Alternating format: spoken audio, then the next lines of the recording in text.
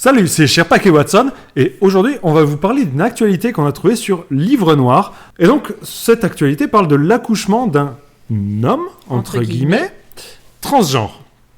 Donc déjà, à mon avis, les guillemets, c'est pour dire que c'est une femme, enfin j'imagine. Le personnel donc se forme. Le personnel n'est pas formé. Alors lui, visiblement, il était bien formé, hein, mais le personnel, pas tant que ça. Il se forme à quoi? À faire accoucher une femme, du coup? Non, un homme transgenre. Mais... Alors, dans l'intégralité du règne animal, à quelques exceptions près, 99,9999 à l'infini % des individus qui accouchent, qui donnent naissance, sont des femelles. Voilà, ça c'est une vérité générale. Sauf quelques exceptions, bien entendu. Dans ces exceptions, on retrouve les hippocampes et les hommes trans. Voilà, donc l'homme trans est-il un nouvel hippocampe? Ça après chacun de décider. Ceci dit, voilà, il est apparu au sein de l'humanité une nouvelle espèce, l'Homo hippocampus, qui visiblement est capable d'accoucher.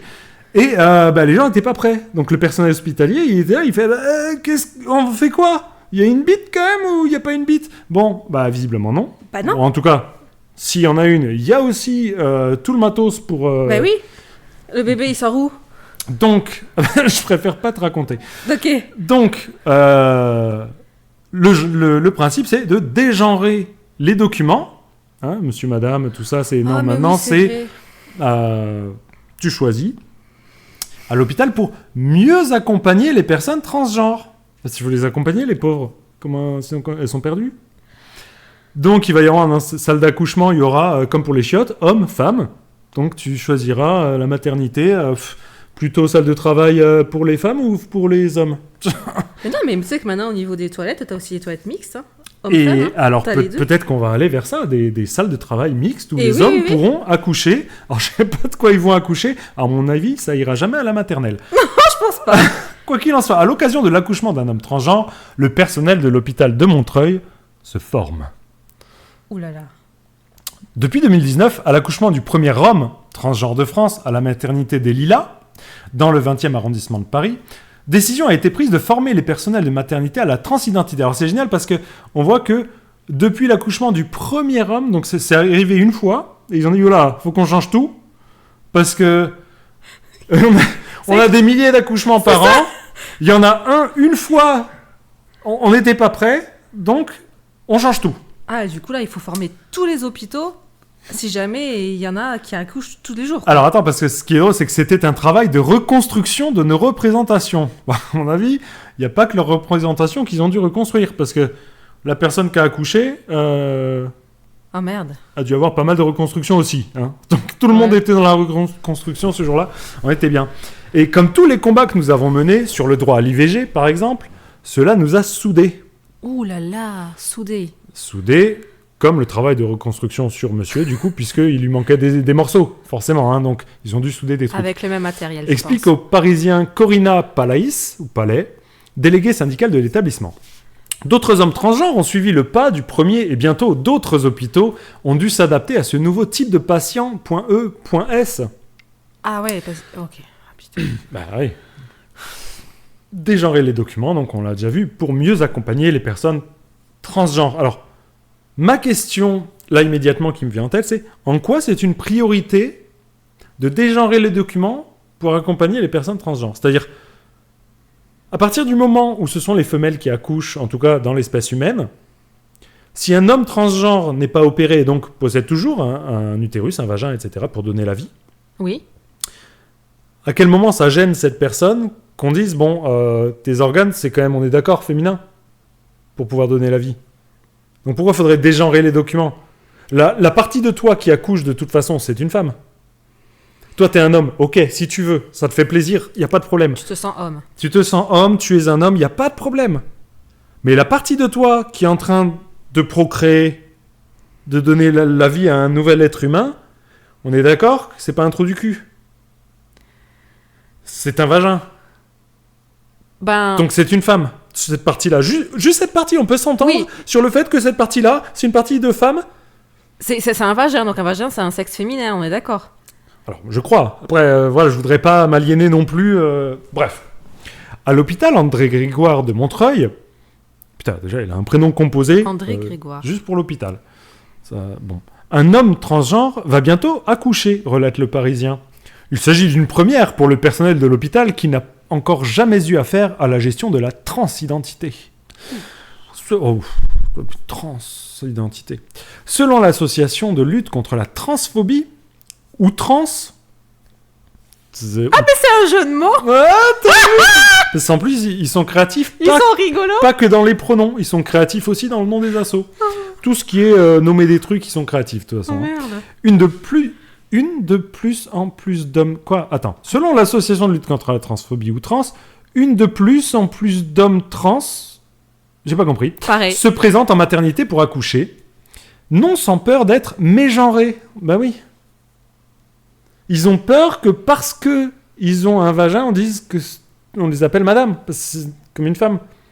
C'est-à-dire qu'ils ont peur, en fait, ce dont ils ont peur, c'est que les organes reproducteurs féminins, correspondent au fait d'être une femme, donc une femelle féminin.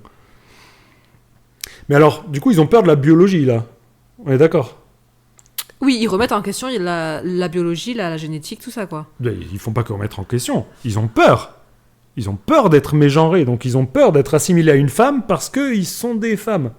Ça, c'est chaud, quand même. Oh merde. C'est-à-dire, il a peur de ses organes reproducteurs, le mec. Enfin, le mec ou la... Je sais pas, je veux pas le mégenrer. Mais il a peur de lui. De sa chatte, en fait. Bref, bon, pas. Pourtant, moi, en tant qu'homme, j'ai pas trop peur des chattes. Bon, c'est un autre sujet. Un problème que les institutions de la santé semblent prendre à bras le corps. Bras le corps, ça veut dire que ça a l'air d'être très important, là. Oui, enfin, en tout cas, ça veut dire qu'il y a beaucoup de contacts. Selon l'association, avant, nous faisions 15 à 20 formations par an. Nous en avons fait 65 en 2022 et une centaine en 2023. Il faut casser pas mal de préjugés pour avoir un accueil bienveillant, comme ce fameux préjugé que un vagin, un utérus, c'est féminin. C'est un préjugé. C'est pas une réalité biologique qui est valable dans l'intégralité du monde animal. C'est un préjugé, c'est-à-dire c'est un truc qu'on croit de base, alors qu'en fait c'est pas forcément vrai. Oh merde. Ah ouais, ça pique la tête, je suis d'accord. Attends, moi j'ai une petite question. Ouais, je t'en prie. On est d'accord que dans tous les cas, quand ils disent qu'ils veulent former les gens, les soignants, à faire accoucher un homme transgenre, l'accouchement, c'est le même, parce que le sexe c'est le même. Ah ben je pense pas qu'ils le sortent par ailleurs, non. Donc en gros, la formation... Alors à moins qu'il y ait un truc de ouf, c'est-à-dire que elle soit tombée enceinte, puis soit devenue un homme et soit fait opérer, qu'ils aient fermé le vagin et que du coup, elle ait toujours l'utérus mais une bite, et que...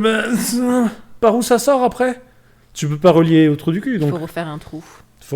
Oui, bah ils font une césarienne dans ce cas-là, mais du coup, ça change rien, effectivement, aux procédures normales. Donc en fait, la formation, c'est juste, comme ils disent, déranger, dégenrer les documents. Donc en gros, c'est juste qu'il y aura Je suis d'accord avec toi que dégenrer, c'est dérangeant.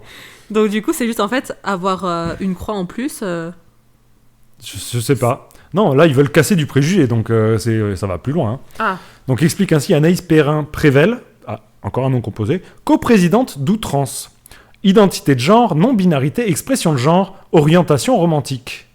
Orientation romantique ? Qu'est-ce qu'on s'en bat les couilles au moment de l'accouchement de ton orientation romantique ? T'aimes les fleurs ? Comment ça se passe ? Tu manges la salade ? Mais non, mais je connais pas l'orientation romantique. C'est rigolo, ça ? Oui, c'est rigolo. Alors, est-ce que c'est parce qu'ils s'orientent vers, je sais pas, un truc à la Roméo et Juliette avec du poison et du suicide, je sais pas, peu importe. Devant les blouses blanches, la coprésidente d'Outrance s'est ainsi attelée à passer en revue les bonnes expressions à utiliser pour ne pas offusquer les patients, parce que ce qu'il y a de plus grave lors d'un accouchement, de plus douloureux, c'est d'être mégenré. Alors, oui, t'as un être vivant qui te sort du fondement. Mais ce qui est le plus douloureux, c'est quand on te mégenre, là, mais t'imagines, ça c'est intolérable comme douleur. Et il n'y a pas de péridurale pour ça. Hein. T'imagines la scène, la personne, parce que du coup, homme ou femme, peu importe, elle est en train d'accoucher, et on lui dit, allez-y, poussez madame. Mais non, je suis un homme. Mais justement, peut-être que le fait qu'il s'énerve, ça pourrait aider au travail. Oui. Donc je pense qu'il faudrait continuer en fait de mégenrer. Parce que du coup, il sera tellement plus il est vénère, plus il va se contracter, et plus il va facilement expulser le ballon. Ah mais là, j'ai la scène en tête, là, j'adore. Ah ben, tant mieux. Nous n'utilisons pas transsexualisme, transformation, de barbatruc, changement de sexe. Nous préférons transidentité, personne trans, transition. Bah, c'est exactement la même chose. Mais oui. Explique ainsi Anaïs, toujours Perrin-Prével. Elle recommande aux participants de s'excuser brièvement en cas de mésemploi des termes monsieur, madame. Alors, les blagues monsieur, madame, c'est fini. Hein. Ah, je suis désolé. Hein. Monsieur, madame, ont un fils. Non, déjà, ont un fils, comment tu sais que c'est un garçon? Ah, mais j'aimais bien ces blagues-là, les jeux de mots et tout. Je suis désolé, c'est foutu. Qui relève de la coutume, selon elle. Donc là, c'est pas du tout une réalité biologique, selon elle, c'est d'une coutume. On a l'habitude de dire qu'un pénis, c'est un homme, un vagin, oui. Mais c'est une coutume. C'est une très tout. mauvaise habitude, d'ailleurs. Hein. Ah, putain.